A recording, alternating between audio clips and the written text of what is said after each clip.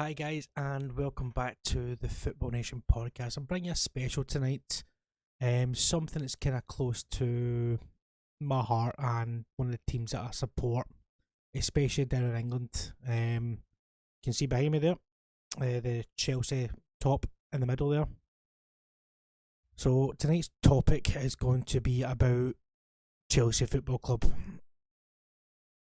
and quite personally, I really don't know where to start with this one because the result on Sunday, should I say, is still quite fresh, and yeah, it's not.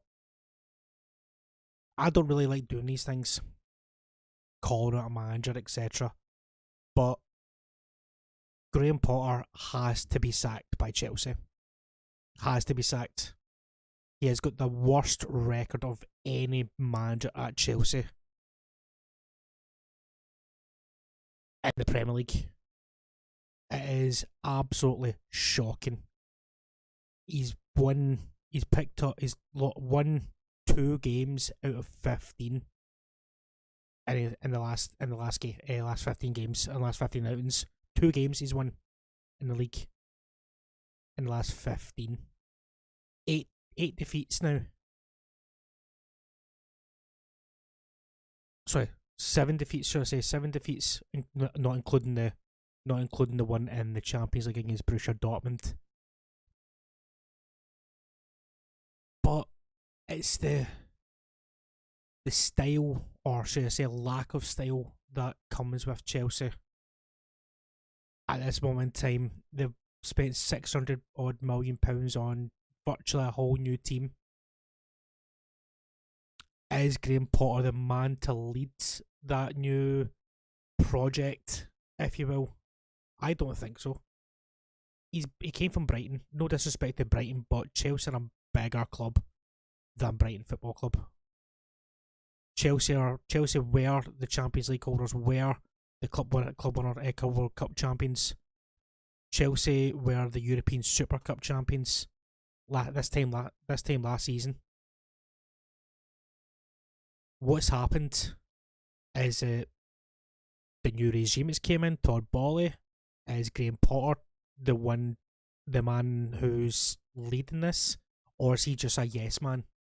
Personally, I think he is just a yes man, because the way I look at Chelsea nowadays, there's no leaders in that team apart from two. Cesar Azpilicueta and Thiago Silva. Those are the only two leaders on that park. You don't see Koulibaly, who's meant to be this big rock of a signing, try and galvanise a team together. No. Chilwell's back from injury. Reece James, who's a Chelsea boy through and through, he's just back from injury, so you can't say, oh, where are these two been? They've been injured. The summer recruitment was absolutely abysmal for Chelsea. Signing Mark Cucurella for 50 odd million pounds, with in total I think it was like 63 million including add-ons. Brighton are laughing our way. Brighton are laughing our way back to the bank, back to the Amex, with all that money. They've literally stole that money from Chelsea, because the player that Chelsea got is certainly not the player that Brighton had last season. Then Aubameyang, Chelsea brought back Lukaku. Obviously, it didn't work under Tuchel, so they sent him out on loan without So Chelsea started the season without a recognised striker. They had Havertz, who, in my opinion, is being given a bum deal because he is not a striker. If you look at him at Bayer Leverkusen before, he played in behind a striker. He needs help. He can't do it on his own. He's still a young kid who's making his way in the world of football. And the way Chelsea are playing at this moment in time, this is gonna kill his career. Because one, the fans are turning on him. Two, he's not getting any service, and three, he's being played out of position. you bring in Raheem Sterling, who's a serial Premier League winner, who won the Premier League title in May for Manchester City. And now I look at Raheem Sterling thinking, right, there's a good signing with the experience, the knowledge on how to win, who's a born winner.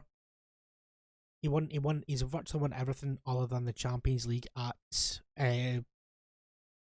in club football. But the Raheem Sterling we got is like he's back at Liverpool. He's back in his younger days at Liverpool when he was trying to do so much and then do absolutely nothing. And then you look at the defence. Okay, yeah, they bought Wesley Fofana in, who was our main target in the summer for £65 million. For him to get injured so early on in his Chelsea career hasn't helped. When you're relying on 38-year-old Thiago Silva to be your main person, it's worrying times if you're a Chelsea fan.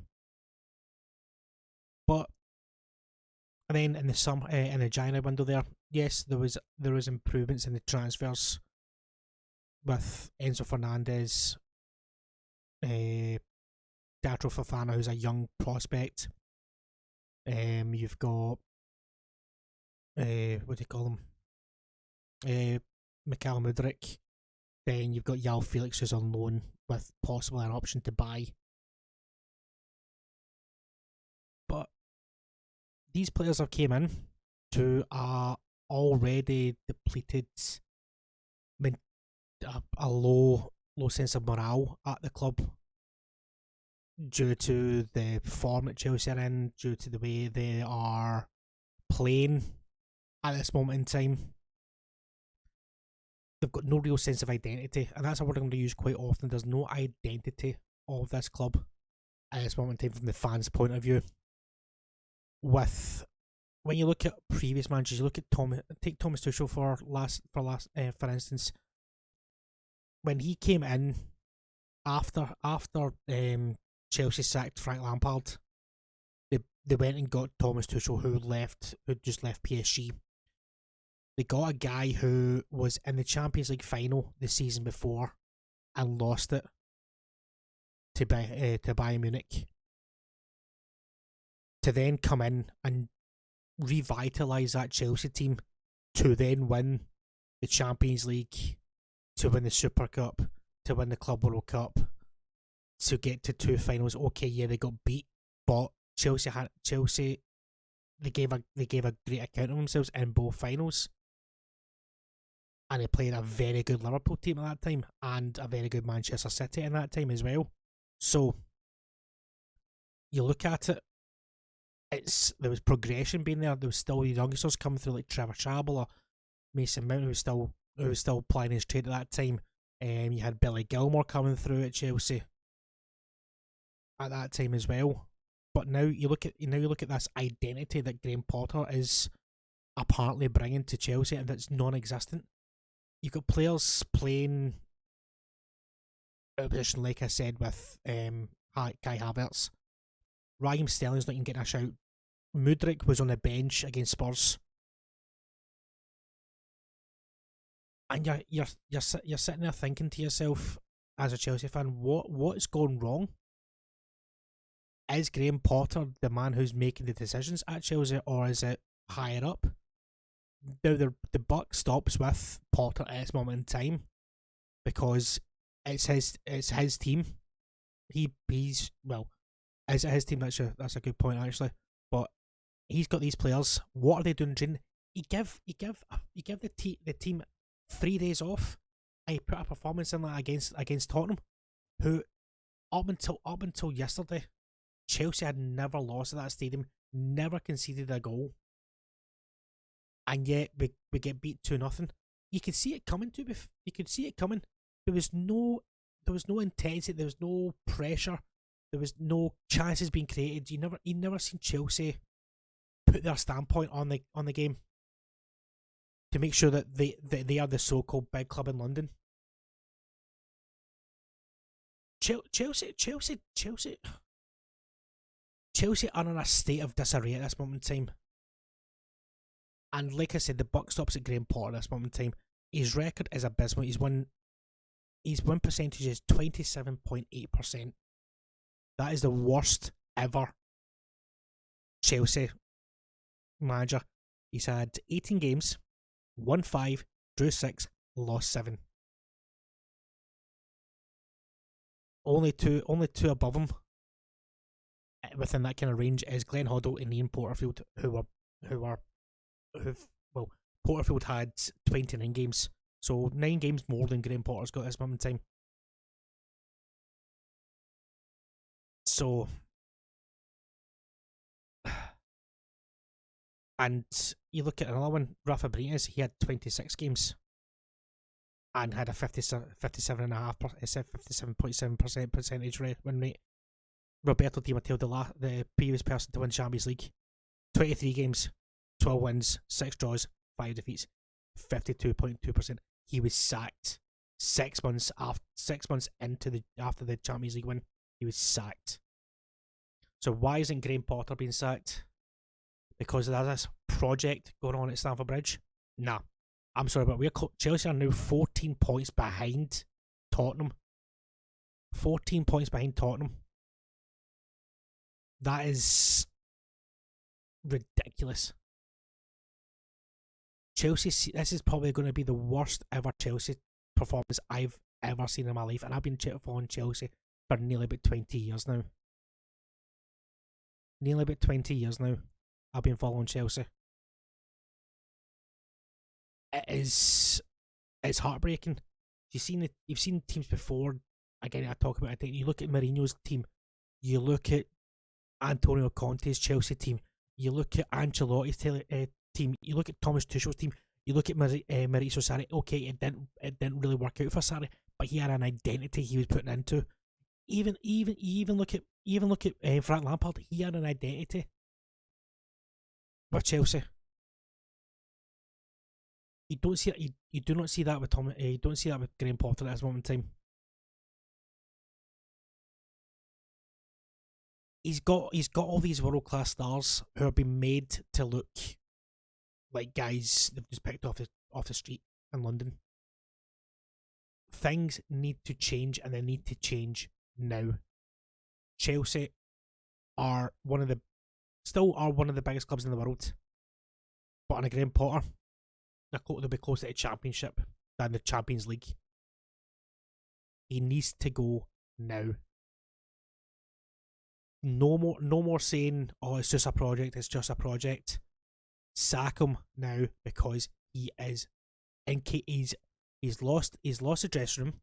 He's lost the fans. There's no way back for Graham Potter now. And people can say, "Oh yeah, he's had injuries. He's had injuries." So have Liverpool, and they're doing slightly better than Chelsea. So Manchester United. So is Arsenal. So is Tottenham. Look at Tottenham there. They were decimated at one point, and they still pick up points. They still grind out victories. You look at Fulham. The teams came up from the Championship, who were a yo-yo club, are now above Chelsea. Brighton, Graham Potter's old team under De Zerbi, are now ahead of Chelsea.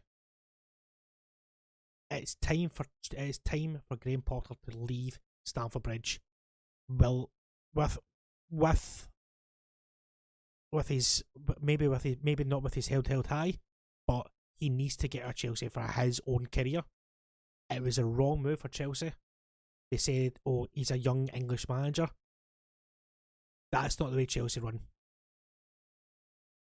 Chelsea have been brought into winning ways by good European winning managers, like Mourinho, like Conte, like even Rafa Benitez, Ancelotti as well, Scolari when he was with a Brazil manager, Thomas Tuchel.